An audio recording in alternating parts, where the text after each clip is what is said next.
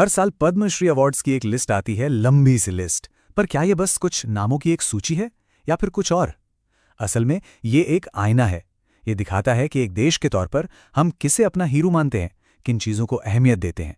तो चलिए आज 2026 की इसी लिस्ट को ज़रा डिकोड करते हैं और देखते हैं कि इसके पीछे की कहानी क्या है। तो आगे कैसे बढ़ेंगे? पहले तो ये समझेंगे कि भाई ये सम्मान है क्या। फिर नंबर्स देखेंगे कि 2026 में कौन कौन से फील्ड्स छाए रहे। हम संस्कृति, विज्ञान और समाज सेवा की बात करेंगे, कुछ जाने पहचाने और कुछ गुमनाम नायकों से मिलेंगे, और आखिर में देखेंगे कि ये पूरी लिस्ट हमें बताती क्या है। ठीक है, तो सबसे पहले, इससे पहले कि हम नंबर्स और चार्ट्स में कूदें, एक मिनट रुककर यह समझना जरूरी है कि पद्मश्री आखिर है क्या। तो देखिए, पद्मश्री ये भारत का चौथा सबसे बड़ा सिविलियन अवार्ड है। और इसकी सबसे खास बात पता है क्या है? ये किसी एक फील्ड तक सीमित नहीं है।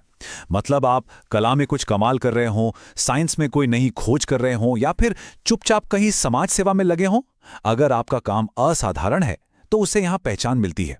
यह है इसकी खूबसूरती। और इस साल 2026 में यह सम्मान मिला है 113 लोगों को।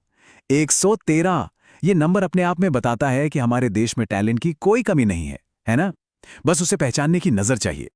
तो अब आता है सबसे मजेदार सवाल। ये जो 113 हीरो हैं, ये आते कहां से हैं? मतलब कौन कौन से फील्ड से हैं? चलिए देखते हैं। ये डोनट चार्ट देखिए, एक ही नजर में पूरी कहानी साफ हो जाती है। सबसे बड़ा टुकड़ा देखिए, आर्ट और कल्चर का है, करीब करीब 42%। ये साफ साफ बताता है कि देश अपनी संस्कृति और क्रिएटिविटी को कितना मान दे रहा है। और उसके बाद साहित्य, विज्ञान और समाज सेवा जैसे फील्ड्स आते हैं। अच्छा, अब इन नंबर्स को थोड़ा और गौर से देखते हैं। आर्ट एंड कल्चर, जैसा हमने देखा, 47 अवार्ड्स के साथ सबसे आगे है। लेकिन एक बात पर ध्यान दीजिए, लिटरेचर और एजुकेशन को 17 मिले हैं और साइंस और सोशल वर्क दोनों को 14 अवार्ड्स। तो ये एक, कह सकते हैं, काफी बैलेंस्ड तस्वीर है, जहां क्रिएटिविटी और प्रोग्रेस दोनों को सराहा गया है। तो जब एक ही फील्ड को इतने सारे अवार्ड्स मिल रहे हों, तो जाहिर है सवाल उठता है, क्यों? चलिए इसी आर्ट एंड कल्चर की दुनिया में थोड़ा और अंदर चलते हैं और पता लगाते हैं कि यहां किस तरह के टैलेंट को पहचाना गया है। 47! सोचिए, 113 में से 47 अवार्ड्स। ये सिर्फ एक नंबर नहीं है, ये एक तरह से भारत के जबरदस्त कल्चरल हेरिटेज को एक सलाम है, एक सम्मान है। और हाँ, ये आर्ट एंड कल्चर कोई छोटी मोटी कैटेगरी नहीं है, इसमें सब कुछ है। परफॉर्मिंग आर्ट्स मतलब म्यूजिक, थिएटर, डांस, फिर सिनेमा भी है, हमारी पारंपरिक लोक कलाएं हैं, और पेंटिंग जैसी विजुअल आर्ट्स भी। मतलब पूरा का पूरा स्पेक्ट्रम कवर किया गया है। चलिए इसको एक उदाहरण से समझते हैं। एक ऐसा चेहरा जिसे कई लोग पहचानते हैं। सिनेमा में अपने बेहतरीन काम के लिए एक्टर प्रोसेनजीत चटर्जी को इस साल पद्मश्री से सम्मानित किया गया है। और फिर स्पेक्ट्रम के दूसरे छोर पर देखिए, लोक परंपरा को जिंदा रखने वाले कलाकार गफरुद्दीन मेवाती जोगी को भी यही सम्मान मिला है।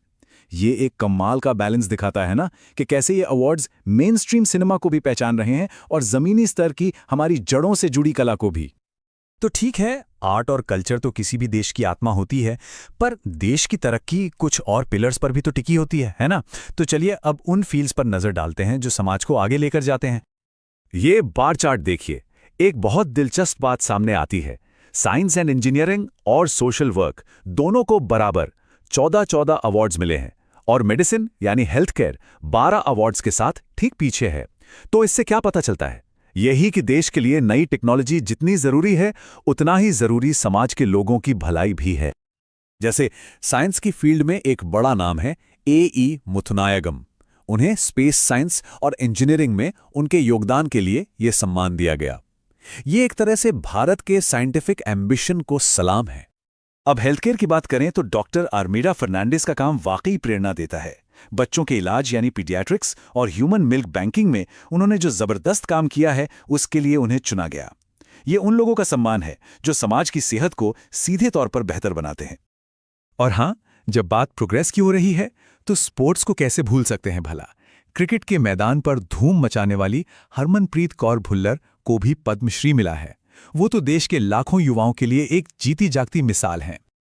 अब आते हैं इस लिस्ट की एक और बहुत ही पावरफुल थीम पर। ये उन लोगों के बारे में है जो लाइमलाइट से दूर, चुपचाप, जमीन पर काम करके बदलाव ला रहे हैं। इस लिस्ट की एक सबसे खूबसूरत बात, जैसा कि कहा भी गया है, वो ये है कि ये नेशनल आइकन्स और लोकल चेंज मेकर्स यानी हमारे अनसंग हीरोज के बीच एक बैलेंस बनाती है। और सच कहूं तो यही इस पूरी लिस्ट की असली आत्मा है। तो सवाल यह है कि हैं कौन ये चेंज मेकर्स, ये अनसंग हीरोज? ये वो लोग हैं जो आपको शायद टीवी डिबेट्स या अखबारों की हेडलाइंस में न मिले। ये वो लोग हैं जो चुपचाप जमीन पर काम करके असली बदलाव की कहानी लिख रहे हैं। इसका एक शानदार उदाहरण है अंके गौड़ा एम। उन्हें किस लिए यह सम्मान मिला? एक ग्रासरूट लेवल पर लाइब्रेरी की पहल करने के लिए। जरा सोचिए, ज्ञान फैलाने की एक छोटी सी कोशिश कितने लोगों की जिंदगी बदल सकती है। तो चलिए अब इन सारे नंबर्स, इन चेहरों और इन कहानियों को एक साथ जोड़कर देखते हैं। आखिर में हमें बड़ी पिक्चर क्या दिखती है, सब कुछ समेटते हैं। तो इस पूरे एनालिसिस से 3 बातें एकदम साफ हैं। पहली, ये 113 लोगों की एक बहुत ही डाइवर्स लिस्ट है। दूसरी, इसमें आर्ट और कल्चर पर जबरदस्त फोकस है। और तीसरी, जो शायद सबसे जरूरी बात है, ये लिस्ट बड़े बड़े नेशनल आइकन्स और जमीनी स्तर पर काम करने वाले अनसंग हीरोज दोनों को एक ही मंच पर सम्मान देती है। तो ये पूरा विश्लेषण हमें एक बड़े सवाल पर लाकर छोड़ता है। किसी देश की सम्मान सूची, उसकी ऑनर्स लिस्ट, आखिर उस देश की आत्मा के बारे में बताती क्या है? शायद यही कि वो किन मूल्यों को, किन वैल्यूज को संजोता है और भविष्य के लिए उसकी प्राथमिकताएं क्या हैं। एक सवाल जिस पर सोचा जा सकता है,